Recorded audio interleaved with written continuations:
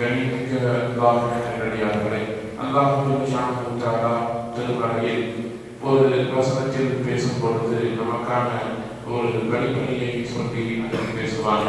யஅலமு ஹாயினத்துல் அயுனி வமா துஃபி ஸுதூர்.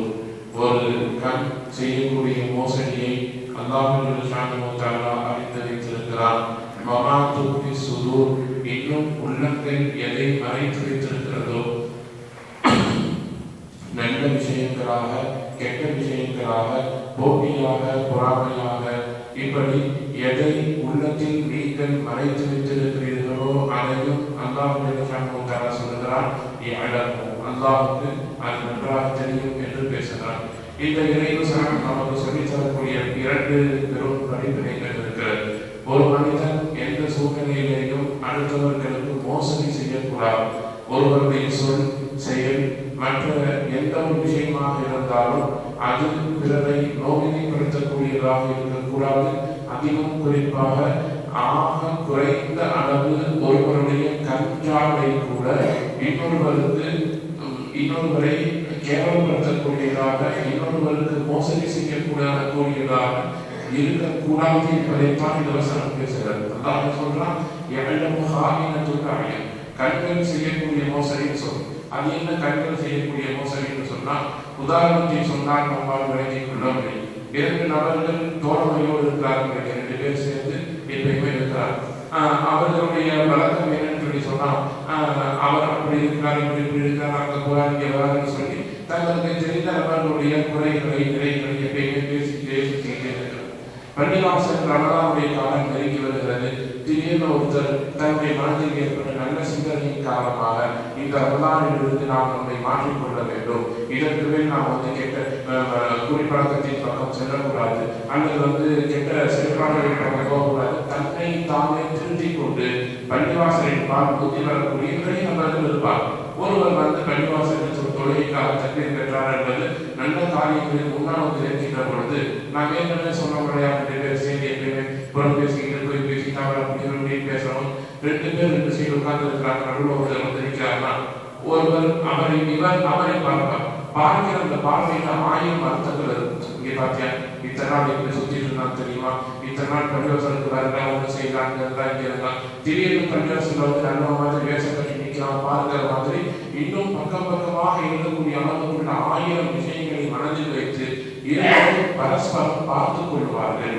அந்த பார்வையில் அவரை கேவலப்படுத்தக்கூடியதாக அல்லது நேருக்கு நேராக ஒரு மனிதரை பார்ப்பார்கள். பார்க்கக்கூடிய பார்வையில் ஏரணம் இருக்கும்.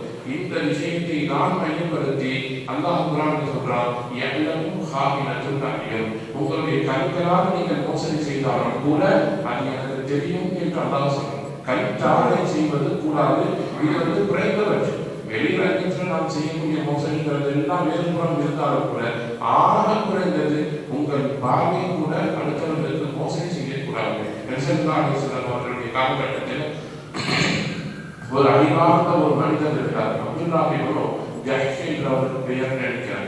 அவர்கள் ரொம்ப அறிவாளியாக இருந்ததன் காரணமாக நபி ஸல்லல்லாஹு அலைஹி வஸல்லம் என்ன செய்வாங்கன்னா, காத்திபுல் வஹியாக அவரை மதீனாவில் நிர்ணயித்திருப்பார்கள். அதாவது ஜிப்ரீல் அலைஹிஸ்ஸலாம் வஹியை கொண்டு வந்தால் எழுதக்கூடிய வெகு சில மக்கள் அவர் ஒருவர். அவருக்கு ரசூலுல்லாஹி ஸல்லல்லாஹு அலைஹி வஸல்லம் ஆயத்தை சொன்னாங்கன்னா அவர் எழுதுவார். மதீனாவில் இந்த நடைமுறை இருந்தது. ஒரு நாள் நபி ஸல்லல்லாஹு அலைஹி வஸல்லம் அவர்கள் அல்லாஹ் சொன்ன ஒரு வசனத்தை சொல்லி, சமீஉன் அலீம், அல்லாஹ் கேட்கக்கூடியவனாகவும் நன்கு அறிந்தவனாகவும் இருக்கிறார் என்று நீங்கள் எழுதுங்கள் சொன்ன பொழுது அவர் தன்னுடைய சுய சிந்தனையை அங்கே புகுத்தி நான் அலீமுன் ஹகீம் என்று எழுதுவேன் சொன்னார். ரசூலுல்லாஹ் திரும்பவும் கண்டித்தார்கள். சமீஉன் அலீம் என்பதுதான் இறைவசனம், நீ அப்படியே எழுதுன்னு சொன்ன பொழுது அவர் நபி ஸல்லல்லாஹு அலைஹி வஸல்லம் அவர்களோடு முரண்பட்டு இஸ்லாத்தை விட்டே வெளியேறுகிறார். எந்த ஒரு அடிப்படை காரணமும் இல்லை. தன்னுடைய சொந்த கருத்தை குர்ஆனில் எழுதுவதற்கு அனுமதிக்கவில்லை என்பதன் காரணமாக நபி ஸல்லல்லாஹு அலைஹி வஸல்லம் அவர்களை பொய்யர் என்று இட்டுக்கட்டிவிட்டு இஸ்லாத்தை விட்டு வெளியேறுகிறார். சில காலத்திற்கு பின்னால் மதீனாவிலிருந்து மக்காவிலிருந்து திரும்ப சென்று விடுகிறார். காலங்கள் தோன்றுகின்ற பொழுது மக்கா ஹிஜ்ரி 6 வெற்றி கொள்ளப்பட்ட பொழுது 3 நபர்களுக்கு நபி ஸல்லல்லாஹு அலைஹி வஸல்லம் அவர்கள் வெற்றுவாரண்டு கொடுத்தார். எங்கே பார்த்தாலும் அவர்களை கொன்று விட வேண்டும். கேள்வி கிடையாது. கூட்டிட்டு வச்சு விசாரிச்சு அவருக்கு வண்டிக்கு வரலாமா வேணாமா எந்த விதமான அனுமதியும் இல்லை. பார்த்தால் பார்த்தவுடன் கொன்றுவிட வேண்டும் என்று 3 நபர்களுக்கு விசாரணை கொடுத்திருப்பார். அதில் ஒருவர் இந்த மனிதர். இவரை எங்கே பார்த்தாலும் கொல்ல வேண்டும் என்பது நபியினுடைய உத்தரவு. மக்கா வெற்றி கொள்ளப்படுகிறது. இவர் யாருன்னு சொன்னா, இவர் உஸ்மான் ரலியல்லாஹுடைய பால்குடி சகோதரர். உஸ்மான் ரலியல்லாஹு இவரும் ஒரே தாயிடத்தில் பாலகத்திய சகோதரர்களாக இருக்கிறார்கள். உஸ்மான் ரலியல்லாஹுவுக்கு இவர் மேல மிகவும் ஒரு நெருக்கமான ஒரு அன்பு இருந்தது. அவர் மறைந்து வாழ்ந்து கொண்டிருந்தார் மக்காவில். நம்மை கொள்ள சொல்லுகிறார்கள் என்கிற செய்தியை கேட்டு மறைந்து வாழ்கின்ற பொழுது உஸ்மான் ரலியல்லாஹு அவர்களை அழைத்துக் கொண்டு நபி ஸல்லல்லாஹு அலைஹி வஸல்லம் மஜ்லிஸுக்கு வருகிறார்கள். வந்து ரசூலுல்லாஹ்வுக்கு கேட்கலாம், யார் ரசூலுல்லாஹ் இவருக்கு மன்னிப்பை கொடுங்க. நபி ஸல்லல்லாஹு அலைஹி வஸல்லம் அமைதியாக இருக்கிறார்கள். மீண்டும் மீண்டும் மீண்டும் மீண்டும் கேட்டுக்கொண்டே இருக்கிறார்கள். ரசூலுல்லாஹ் பதில் சொல்லவே இல்லை. ஹஸரத் உஸ்மான் ரலியல்லாஹு நபி ஸல்லல்லாஹு அலைஹி வஸல்லை கட்டி அணைத்து நெற்றியில் முத்தமிட்டு எவ்வளவோ சொல்லி கேட்டி கூத்தாடி மன்றாடி ரொம்ப நேரம் கழித்ததற்கு பின்னால் நபி ஸல்லல்லாஹு அலைஹி வஸல்லம் சொல்றாங்க, இவருடைய தாய்க்கு நான் செய்ய வேண்டிய நிறைய கடமைகள் இருக்கிறது. இவர் என்னுடைய சகோதரர். இவர் ஏதோ அறியாமல் செய்து விட்டார். மன்னிப்பை மட்டும் கொடுத்திருந்தீர்கள், எங்கேயாவது போய் கொடுத்துட்டோம் சொல்லி கேட்டார். மீண்டும் ஈமான் கொள்ளவில்லை. மன்னிப்பை கொடுக்கிறார்கள். கடைசி ரொம்ப நேரம் பேச்சுவார்த்தைக்கு பின்னால் நபி ஸல்லல்லாஹு அலைஹி வஸல்லம் சரி போ சொல்லுங்க சொல்றாங்க. உஸ்மான் ரலியல்லாஹு அவரை அழைத்துக் கொண்டு சென்று விட்டார். உஸ்மான் ரலியல்லாஹு அவரை கூட்டிட்டு போனதுக்கு பின்னாடி நபி ஸல்லல்லாஹு அலைஹி வஸல்லம் கேட்ட கேள்வி என்னன்னா, நான் பேச்சை வளர்த்து கொண்டு மன்னிப்பை கொடுப்பதற்கு தாமதப்படுத்தும் பொழுது உங்களில் ஒருவர் ஏன் அவரை கொல்லவில்லை கேட்பார். இவரை கொல்ல சொல்லி நம்முடைய உத்தரவு இருக்கிறது. வகைக்கு மோசடி செய்திருக்கிறார், என்னை கொல்ல என்று எடுத்துக்கட்டியிருக்கிறார். இன்னும் 1000 காரணங்கள் இருக்கிறது. நான் பேச்சை வளர்த்து தாமதப்படுத்தி எவ்வளவு தூரம் இருந்தடிக்கின்ற பொழுது இந்த கேப்ல நீங்கள் ஏன் அவரை கொல்லவில்லை என்று நபி ஸல்லல்லாஹு அலைஹி வஸல்லம் கேட்ட பொழுது ஒரு சஹாபி அற்புதமாக சொல்லுவார், யார் சொல்லலாம், நீங்கள் கஞ்சாவை செய்வீர்கள் என்று நான் எதிர்பார்த்திருந்தேன் சொன்னார். அதாவது நபி ஸல்லல்லாஹு அலைஹி வஸல்லம் பேசிட்டு இருக்கப்ப திடீர்னு ஒருவரை திரும்பி அழுத்தமாக பார்த்திருந்தால் அவர் உடனடியாக இவரை கொண்டிருப்பார். அந்த சஹாபி சொல்லுவாங்க, யார் சொல்லலாம், நீங்க கண்ணால் இவரை கொல்ல சொல்லி ஜாடை செய்வீர்கள் என்று நான் எதிர்பார்த்து காத்திருந்தேன், நீங்கள் செய்யவில்லை, எனவே நான் கொல்லவில்லை என்று சொல்லுவாங்க. அப்பொழுதுதான் நபி ஸல்லல்லாஹு அலைஹி வஸல்லம் சொல்லுவாங்க, ஒரு நபி தன்னுடைய கண்ணால் மோசடி செய்வதற்கு தடுக்கப்பட்டிருக்கிறார். வசனத்தை மேற்கொள்காட்டி நபி ஸல்லல்லாஹு அலைஹி வஸல்லம் சொல்லுவாங்க, நமக்கு முன்னால் இருக்கக்கூடியவர் ஒரு கொலை செய்யப்பட வேண்டிய குற்றவாளியாக இருந்தாலும் கூட அவரை பார்த்தும் கண்களால் நீங்கள் தாடி செய்யக்கூடாது என்பதைத்தான் இந்த வரலாறு நமக்கு உணர்த்துகிறார். அவர் ரொம்ப பெரிய பாவி, ரொம்ப பெரிய தண்டனைக்குரியவர்.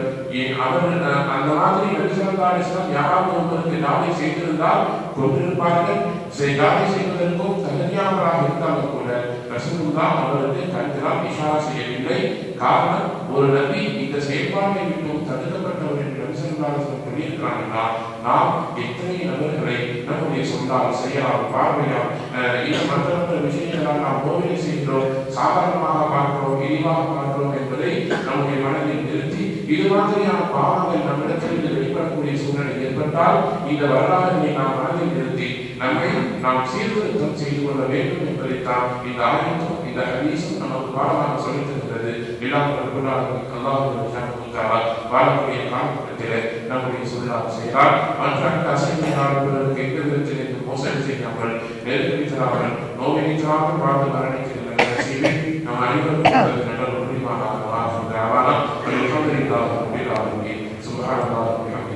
سبحانك اللهم وبحمدك ونشهد ان لا اله الا انت ونستغفرك ونتوب اليك.